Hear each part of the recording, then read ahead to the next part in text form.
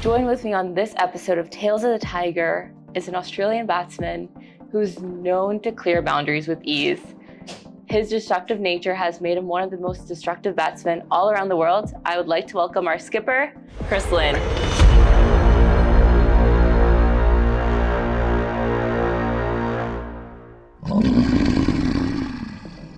How have you enjoyed so far, leading the Montreal Tigers? Oh, it's been awesome. Obviously, it makes my life easier as skipper by winning. The guys have executed their bowling plans, their batting plans, but also got to give recognition to Shakib as well, who started off, was the original skipper, but handed it over of the nature of him leaving. So, he's shown a lot of faith in me and the coaching staff, and it's been good fun. As I said, life's been easy when you win, but now that we're coming into the business end of the tournament, this is when it's going to really show our true colours. And you're not new to DT20. I mean, you have a trophy under your belt from last season as well, and hopefully we get one this season. But how have you enjoyed, coming to Canada playing DT20? As I said, I've played here before. I absolutely loved it. The ground has its challenges, but the crowd's been awesome. And coming to the finals this weekend, I think we're going to see a packed stadium.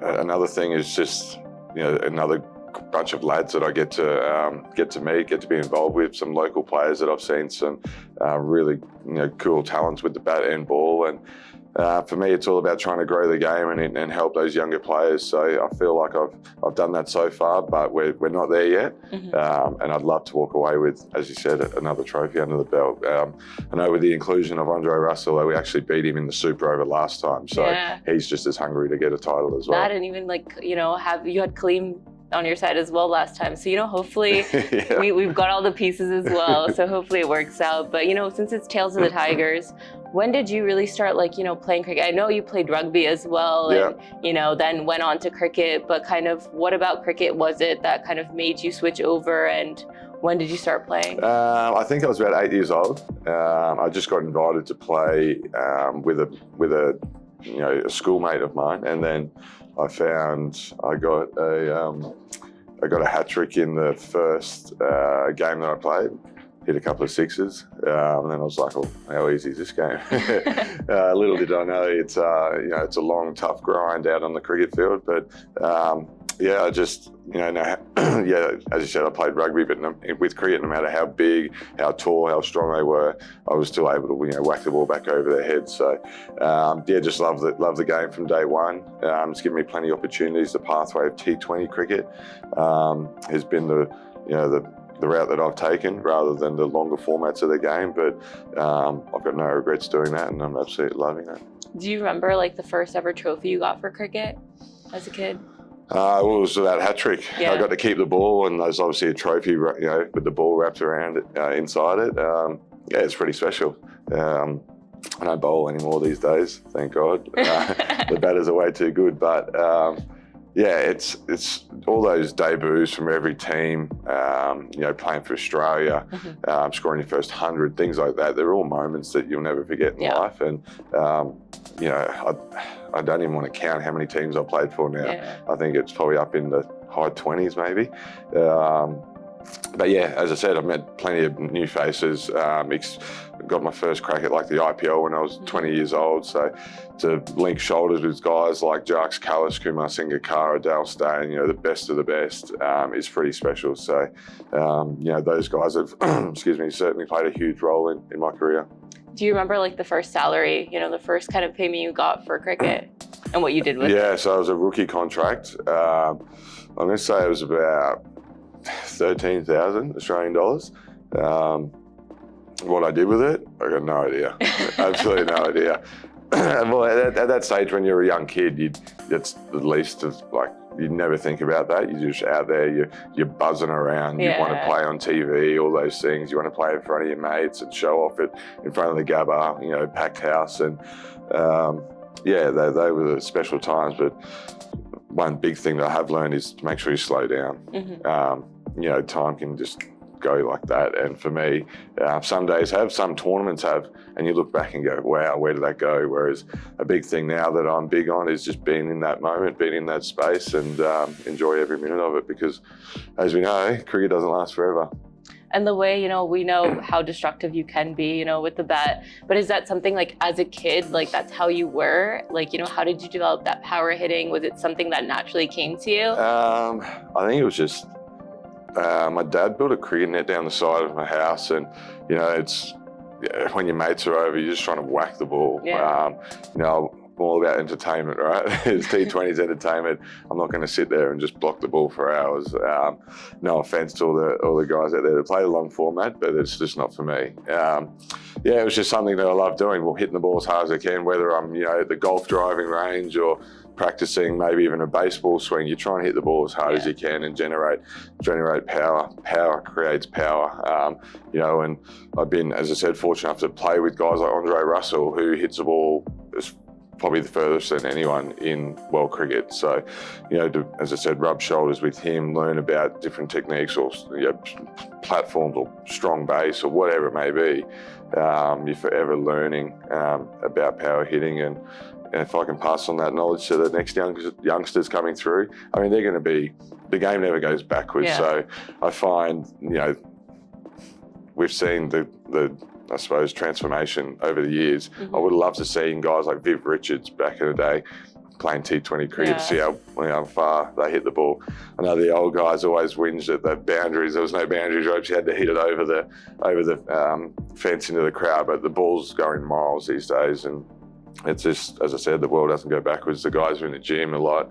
And that's probably one thing that stands out is when I do go to the gym, it's all explosive. Mm-hmm. It's all that short, sharp, powerful stuff. And if I could give one tip to the youngsters is make sure you get that velocity and that power in, because at the end of the day, cricket's a reactive sport. So you got to be nice and sharp, nice and powerful.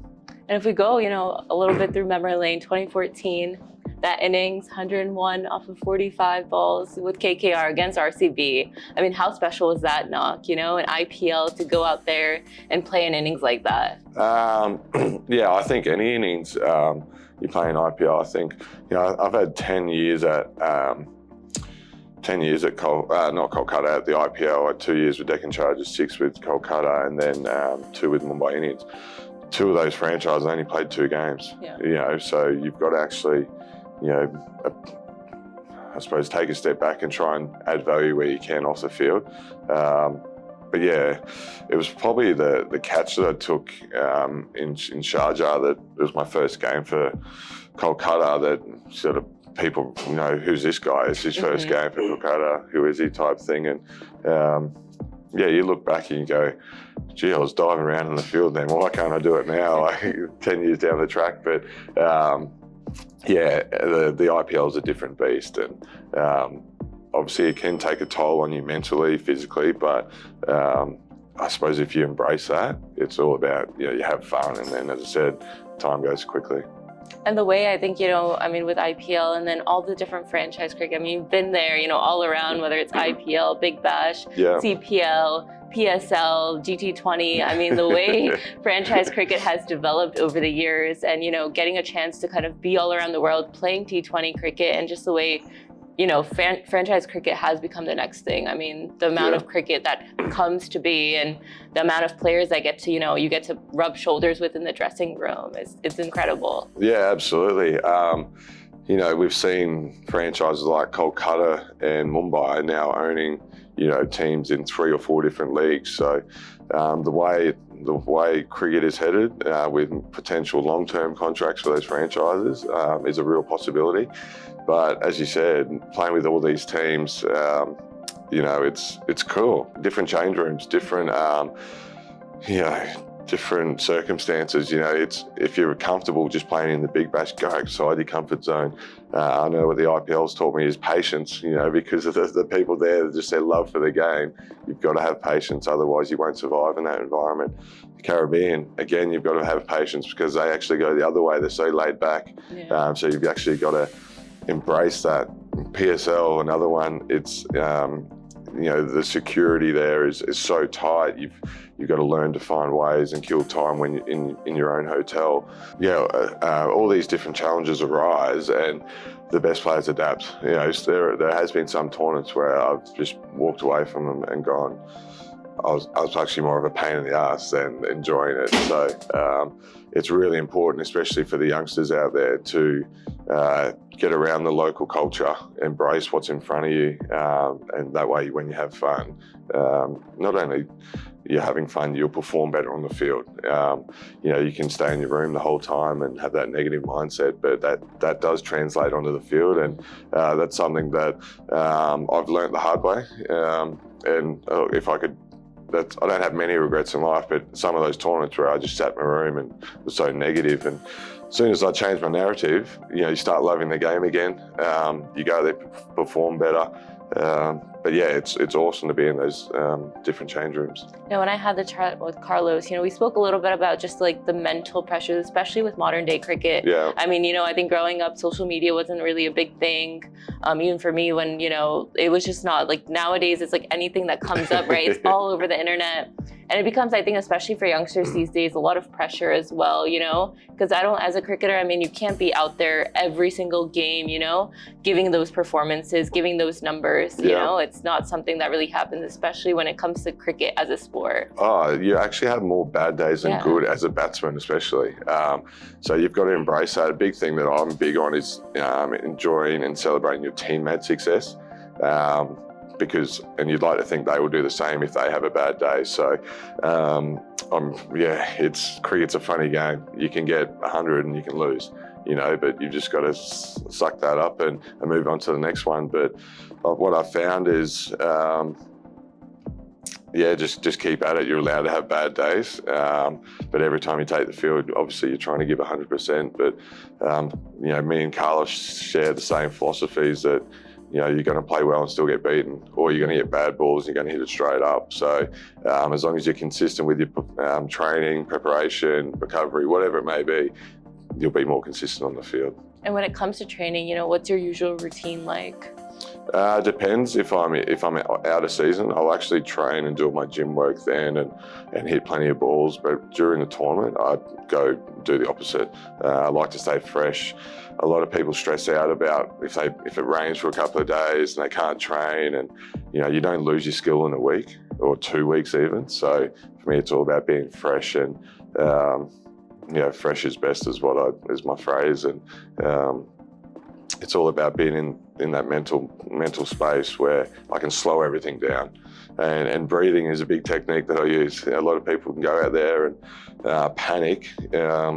Just take a deep breath in and soak it up and try and just own your space around that. And you do that, and you'll be surprised how everything becomes in slow motion.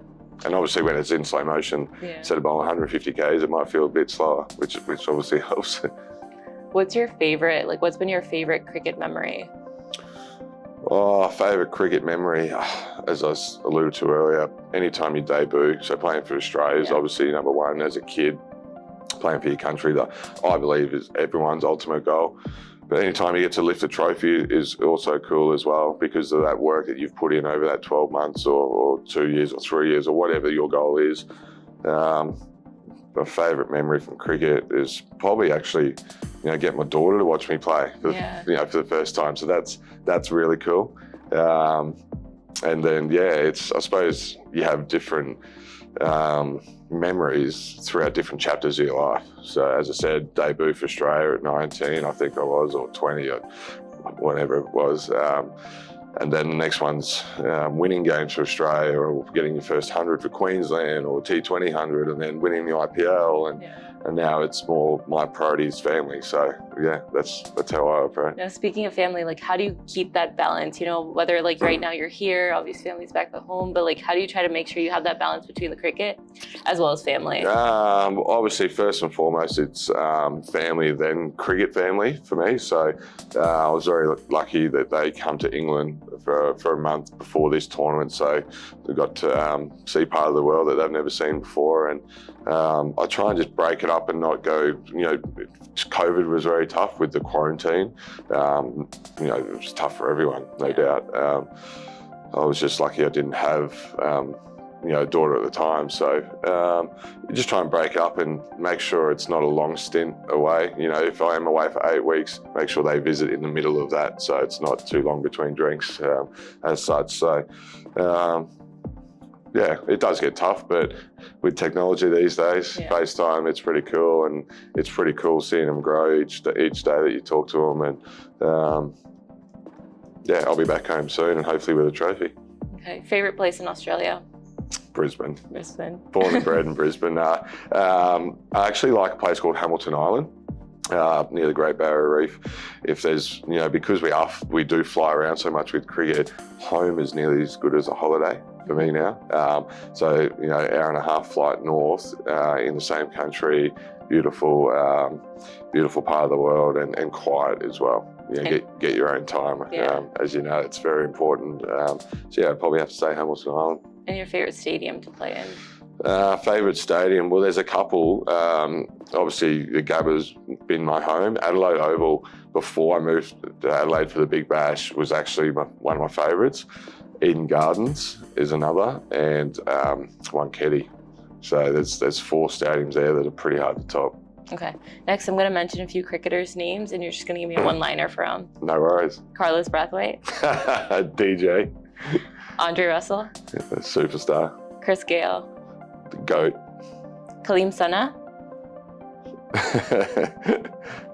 Kaleem Sana. Funny. Ayan Khan. Cute. Okay. The last app I used was? The last app I used was the weather app. Checking the weather for today's game. The last food I ate? Smashed avo on toast with poached eggs. Okay. The last song I listened to? Hello by Kess. The last movie I watched? The last movie I watched was the new Mission Impossible. Okay. The last time I played golf? Last week with Alex Hales. The last dream I remember? The last what? Dream. I remember. Last dream. Oh, what was the last dream? It was nothing to do with cricket. If I have a nightmare, it's normally about snakes. But the last dream, I think, was like on the golf course the night before I played golf. Okay. Because the golf was on the TV as well, and apparently I was playing with Tiger Woods or something crazy like that. But that's the dream. Thank you so much, Chris, for joining us on Tales of the Tigers. Thank you very much. It's been a pleasure.